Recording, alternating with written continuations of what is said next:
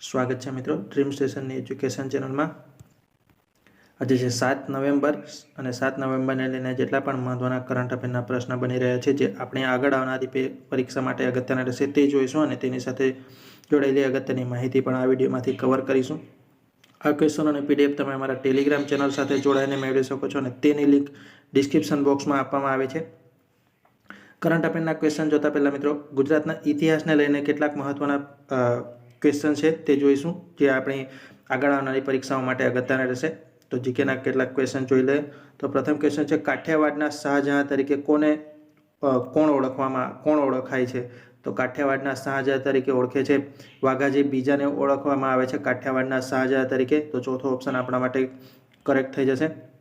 આગળનો ક્વેશ્ચન છે, ગુપ્ત વંશના કયા સમ્રાટે સૌરાષ્ટ્ર જીત્યું હતું? તો ગુપ્ત વંશના જે ચંદ્રગુપ્ત બીજો હતો તેના દ્વારા સૌરાષ્ટ્ર જીતવામાં આવ્યું। તો ત્રીજો ઓપ્શન આપણા માટે સાચો થઈ જશે। આગળનો ક્વેશ્ચન જોઈએ, માનવ ધર્મ સભાની સ્થાપના કોણે કરી હતી? તો માનવ ધર્મ સભાની સ્થાપના કરી હતી દુર્ગારામ મહેતા દ્વારા કરવામાં આવી હતી।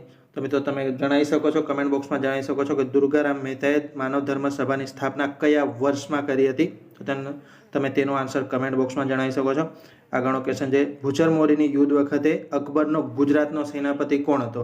તો ભૂચરમોરીની યુદ્ધ વખતે અકબરનો ગુજરાતનો સેનાપતિ જે હતો મિર્ઝા અઝીઝ કોકા, જે ભૂચરમોરીની લડાઈ વખતે અકબરનો સેનાપતિ હતો। તો બીજો આન્સર આપણા માટે કરેક્ટ થઈ જશે।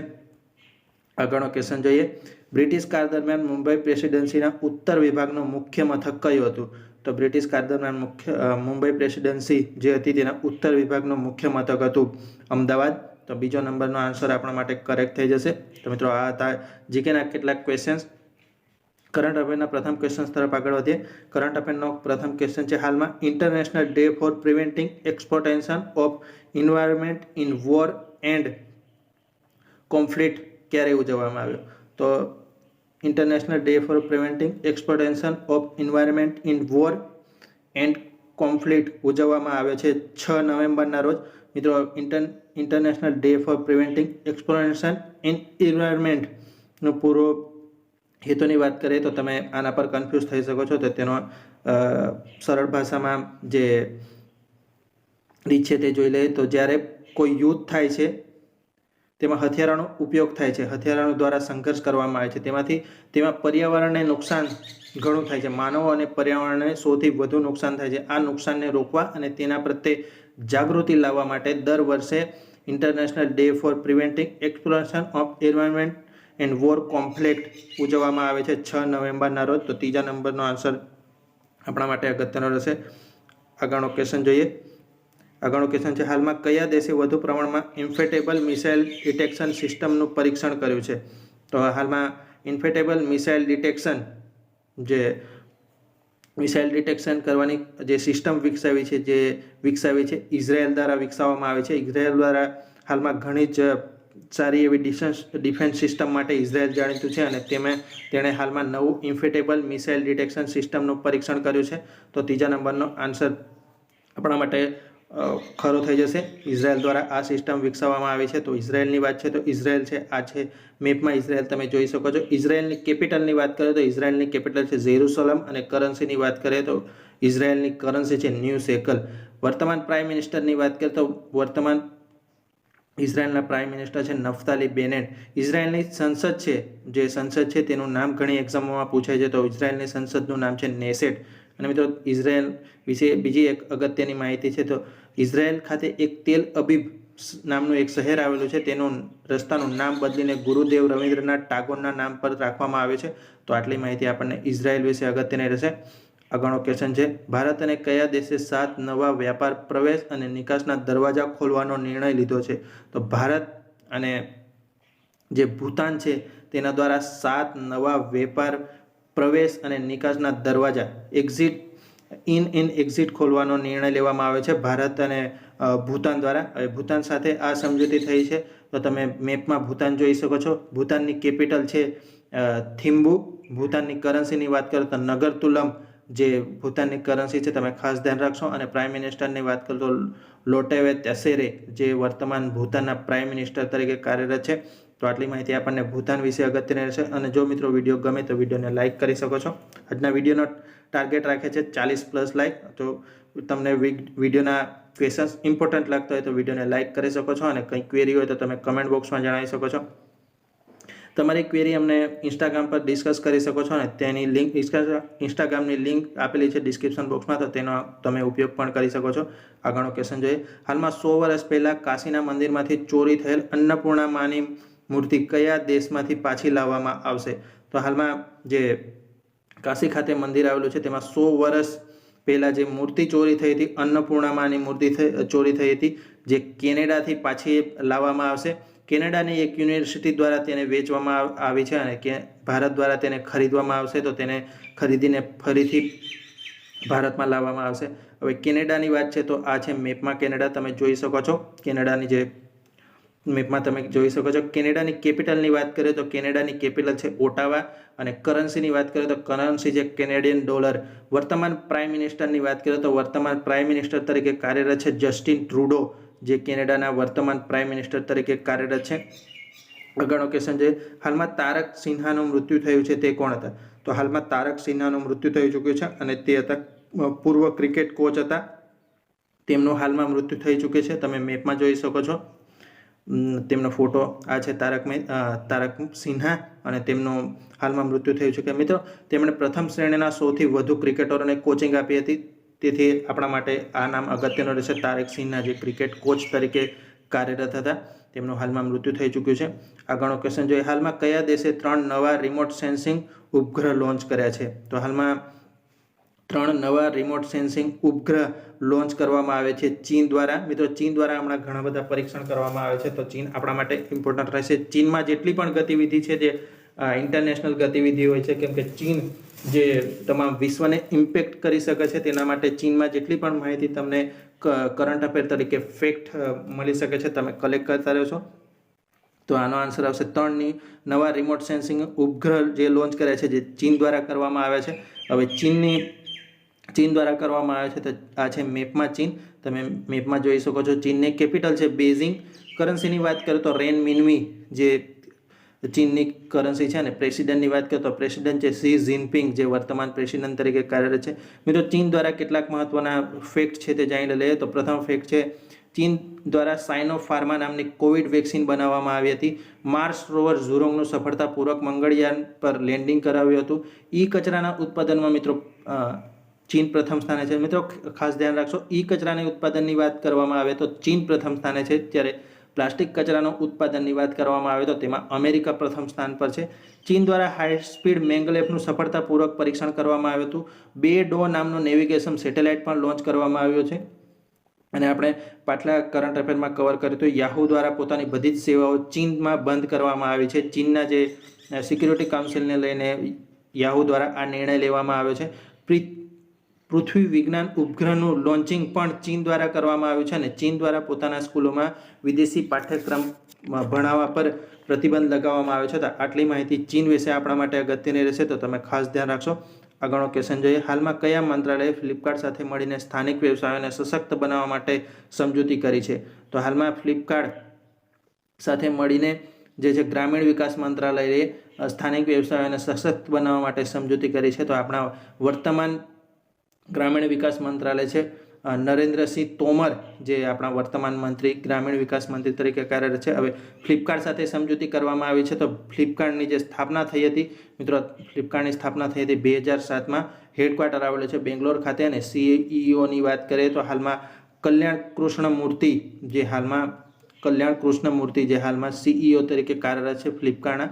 તો હાલમાં ફ્લિપકાર્ટ સાથે મળીને ગ્રામીણ વિકાસ મંત્રાલયે સ્થાનિક વ્યવસાયને સશક્ત બનાવવા માટે સમજૂતી કરવામાં આવી છે. તો બીજા નંબરનો ઓપ્શન આપણા માટે ખરો થઈ જશે. આગળનો ક્વેશ્ચન જોઈએ. હાલમાં આંતરરાષ્ટ્રીય બીજ સંમેલન 2021નું આયોજન કયા દેશમાં થયું? તો હાલમાં આંતરરાષ્ટ્રીય બીજ સંમેલન 2021નું આયોજન કરવામાં આવ્યું છે ઇટલીની કેપિટલ રોમ ખાતે કરવામાં આવ્યું છે. બીજ ઉદ્યોગના વિકાસ પર ચર્ચા કરવા માટે ફ્રૂટ એન્ડ એગ્રીકલ્ચર ઓર્ગેનાઇઝેશન ને રોમ ખાતે આ સંમેલનનું આયોજન કરવામાં આવ્યું છે. આંતરરાષ્ટ્રીય બીજ સંમેલન 2021નું આયોજન કરવામાં આવ્યું છે. હવે fruit and safety fruit and agriculture organisation, તો તેની સ્થાપના આપણા માટે અગત્યની રહેશે. તો તેની સ્થાપના થઈ હતી 16 ઓક્ટોબર 1935માં. હેડક્વાર્ટર આવેલું છે ઇટલીની કેપિટલ રોમ ખાતે. અને પ્રેસિડેન્ટની વાત કરું તો ક્યુડોગોયુ જે પ્રેસિડેન્ટ તરીકે કાર્યરત છે ફ્રૂટ એન્ડ એગ્રીકલ્ચર ઓર્ગેનાઇઝેશનના. તો હાલમાં ઇટલી ખાતે તેની ઇટલીના જે કેપિટલ છે રોમ ખાતે તેનું સંમેલન ભરવામાં આવ્યું છે. આગળનો ક્વેશ્ચન જોઈએ. હાલમાં નેલ્સન મેન્ડેલા નોબેલ શાંતિ પુરસ્કાર 2021 કોને આપવામાં આવ્યો? તો નેલ્સન મેન્ડેલા નોબેલ શાંતિ પુરસ્કાર આપવામાં આવે છે 2021નો આપવામાં આવ્યો છે અજય શર્માને આપવામાં આવ્યો છે. અજય શર્મા જે સમાજના કલ્યાણમાં અજય શર્માના ઉત્કૃષ્ટ યોગદાન માટે આ એવોર્ડ આપવામાં આવે છે, નેલ્સન મેન્ડેલા નોબેલ શાંતિ પુરસ્કાર. મિત્રો, નેલ્સન મેન્ડેલા નોબેલ શાંતિ પુરસ્કાર 2021 તો અજય શર્માને આપવામાં આવ્યો, પરંતુ માત્ર નોબેલ શાંતિ પુરસ્કારની વાત કરીએ 2021નો તો તે આપવામાં આવ્યો છે મારિયા રેસા અને દેમેત્રી મરાટો, જેને બે વ્યક્તિને સંયુક્ત રીતે આપવામાં આવ્યો છે. તો તમે ખાસ ધ્યાન રાખશો, કન્ફ્યુઝન ના થાય. નેલ્સન મેન્ડેલા નોબેલ શાંતિ પુરસ્કાર 2021 ક્વેશ્ચન્સમાં પૂછવામાં આવ્યો છે, તો તેનો આન્સર આવશે અજય શર્મા. અને માત્ર નોબેલ શાંતિ પુરસ્કાર 2021નો કોને આપવામાં આવે છે એવો ક્વેશ્ચન આવે તો મારિયા રેસા અને દિમિત્રી માત્રોને તે એવોર્ડ આપવામાં આવ્યો છે. આગળનો ક્વેશ્ચન જોઈએ. હાલમાં અફઘાનિસ્તાન પર દિલ્હી ક્ષેત્રીય સુરક્ષા વાર્તાની મેજબાની કોણ કરશે? તો હાલમાં અફઘાનિસ્તાન પર દિલ્હી ક્ષેત્રીય સુરક્ષા વાર્તાની મેજબાની કરશે ભારત દેશ દ્વારા તેની મેજબાની કરવામાં આવશે અને તેની અધ્યક્ષતા કરશે આપણા NSA નેશનલ સિક્યુરિટી એડવાઇઝર છે અજીત દોભાલ દ્વારા તેની અધ્યક્ષતા કરવામાં આવશે. તો આપણા ભારત દેશ હાલમાં અફઘાનિસ્તાન પર દિલ્હી ક્ષેત્રીય સુરક્ષા વાર્તા પર અધ્યક્ષતા કરશે, તો આપણા માટે એ અગત્યનું રહેશે. અને તેની અધ્યક્ષતા કરશે અજીત દોભાલ જે નેશનલ સિક્યુરિટી એડવાઇઝર છે તેમના દ્વારા તેની અધ્યક્ષતા કરવામાં આવશે. આગળનો ક્વેશ્ચન જોઈએ. હાલમાં કયા રાજ્યની સરકારે પ્રતિયોગી પરીક્ષાની તૈયારી કરવા વાળા વિદ્યાર્થીઓને જય ભીમ મુખ્યમંત્રી પ્રતિભા વિકાસ યોજના શરૂ કરી છે? તો હાલમાં પ્રતિયોગી પરીક્ષાની તૈયારી કરવા વાળા વિદ્યાર્થીઓ માટે જય ભીમ મુખ્યમંત્રી પ્રતિભા વિકાસ યોજના શરૂ કરી છે. દિલ્હી સરકાર દ્વારા આ યોજના શરૂ કરવામાં આવી છે. દિલ્હીમાં SC ST અને EWS કેટેગરીના જે વિદ્યાર્થીઓ છે જે પ્રતિયોગી પરીક્ષાની તૈયારી કરે છે તેમને પ્રાઇવેટ કોચિંગમાં ફ્રીમાં ટ્રેનિંગ આપવા માટે આ યોજના શરૂ કરવામાં આવી છે, જેનું નામ છે જય ભીમ મુખ્યમંત્રી પ્રતિભા વિકાસ યોજના. અને તેમનો જે કોચિંગ સેન્ટર છે તેમનું પેમેન્ટ દિલ્હી સરકાર દ્વારા કરવામાં આવશે. તો તે આનો આન્સર આવશે દિલ્હી. તો તેના દ્વારા આ સુવિધા શરૂ કરવામાં આવે છે, તો આપણા માટે ખાસ અગત્યનો રહેશે. આગળનો ક્વેશ્ચન જોઈએ. હાલમાં કયા દેશની તેલ અને ગેસ શોધવાવાળી કંપની કેરિયન એનર્જી PLCનું નામ બદલવામાં આવ્યું છે? તો હાલમાં જે PLG એનર્જી કેરિયન એનર્જી PLC છે જેનું નામ બદલવામાં આવ્યું છે તે કંપની છે બ્રિટનની જે એક તેલ અને ગેસ શોધતી કંપની છે તેનું નામ હાલમાં બદલવામાં આવે છે અને તેનું નામ રાખવામાં આવે છે કેપ્રિકોન એનર્જી PLC રાખવામાં આવે છે. તો તે છે બ્રિટનની એક પ્રસિદ્ધ કંપની જે તેલ અને ગેસ શોધવાનું કામ કરે છે, તો તેનું હાલમાં નામ બદલવામાં આવ્યું છે. આગળનો ક્વેશ્ચન જોઈએ. હાલમાં મનુ ભાકર અને ફોરફીએ પ્રેસિડેન્શિયલ કપમાં એર પિસ્ટલ મિશ્રિતમાં કયો પદક જીત્યો છે? તો હાલમાં મનુ ભાકર અને ફોરફીએ સંયુક્ત રીતે પ્રેસિડેન્ટ કપમાં એર પિસ્ટલ મિશ્રિતમાં પદક જીત્યો છે. સુવર્ણ પદક જીતવામાં આવે છે તેમના દ્વારા. તેમને પ્રેસિડેન્ટ કપમાં ગોલ્ડ મેડલ જીત્યો છે, સુવર્ણ પદક જીતવામાં આવે છે. તે સંયુક્ત રીતે જીતવામાં આવે છે મનુ ભાકર અને ફોરફી દ્વારા. તો તેનો આન્સર આવશે સુવર્ણ પદક. આગળનો ક્વેશ્ચન જોઈએ. હાલમાં ઓસ્ટ્રેલિયાની બિગ બેશ લીગમાં રમવાવાળા પ્રથમ ભારતીય ખેલાડી કોણ બન્યા છે? તો હાલમાં ઓસ્ટ્રેલિયાની જે બિગ બેશ લીગ છે તેમાં રમવાવાળા ભારતના પ્રથમ ખેલાડી બન્યા છે ઉન્મુક ચંદે હાલમાં ભારતીય આંતરરાષ્ટ્રીય ક્રિકેટમાંથી સંન્યાસ લીધા બાદ ઓસ્ટ્રેલિયાની બિગ બેશ લીગમાં જોડાયા છે અને તે એવું કરવાવાળા ભારતના પ્રથમ ખેલાડી બન્યા છે. તો ઉન્મુક ચંદ તેનો ખરો આન્સર આવી જશે. આગળનો ક્વેશ્ચન જોઈએ. હાલમાં કયા દેશની ન્યાયાધીશ હેલરી ચાર્લ્સ વુડને આંતરરાષ્ટ્રીય ન્યાયાધીશ તરીકે નિમણૂક કરવામાં આવે છે? તો હાલમાં જે ઓસ્ટ્રેલિયાની જે ન્યાયાધીશ છે હેલરી ચાર્લ્સ વુડ તેને આંતરરાષ્ટ્રીય ન્યાયાધીશ તરીકે આંતરરાષ્ટ્રીય ન્યાયાલયમાં ન્યાયાધીશ તરીકે નિમણૂક કરવામાં આવે છે, જે છે ઓસ્ટ્રેલિયાની. તો ઓસ્ટ્રેલિયાની છે હિલેરી ચાર્લ્સ વુડ, તો તે છે ઓસ્ટ્રેલિયાના છે. તો આ છે મેપમાં ઓસ્ટ્રેલિયા, તમે મેપમાં જોઈ શકો છો. ઓસ્ટ્રેલિયાની કેપિટલ છે કેનબરા. કરન્સીની વાત કરીએ તો ઓસ્ટ્રેલિયન ડોલર તેની કરન્સી છે ને. પ્રાઇમ મિનિસ્ટરની વાત કરીએ તો પ્રાઇમ મિનિસ્ટર છે સ્કોટ મોરિસ, જે ઓસ્ટ્રેલિયાના વર્તમાન પ્રાઇમ મિનિસ્ટર તરીકે કાર્યરત છે. તો મિત્રો એનો આન્સર આવી જશે ઓસ્ટ્રેલિયા. ઓસ્ટ્રેલિયાના જે હિલેરી ચાર્લ્સ વુડ છે તે ઓસ્ટ્રેલિયાના ન્યાયાધીશ છે, તેમને આંતરરાષ્ટ્રીય ન્યાયાધીશમાં હવે તે કાર્યરત રહેશે. તો મિત્રો આ હતા કરંટ અફેરનો આજનો વિડીયો. જો તમને વિડીયો ગમ્યો હોય તો તમે વિડીયોને લાઇક કરી શકો છો. અને આ અમારી અલગ અલગ સોશિયલ મીડિયા પ્લેટફોર્મની લિંક છે, તો તમે ટેલિગ્રામ ચેનલ સાથે જોડાઈને આ ક્વેશ્ચનોની PDF મેળવી શકો છો. ઇન્સ્ટાગ્રામ અને ફેસબુક પેજ પર કનેક્ટ થઈ શકો છો. તો મિત્રો thank you for watching this video ગમ્યો હોય તો લાઇક કરી શકો છો, તમારી એજ્યુકેશન ગ્રુપમાં શેર કરી શકો છો અને ડેલી કરંટ અફેર માટે અમારી ચેનલને સબસ્ક્રાઈબ પણ કરી શકો છો. જય હિન્દ, વંદે માતરમ.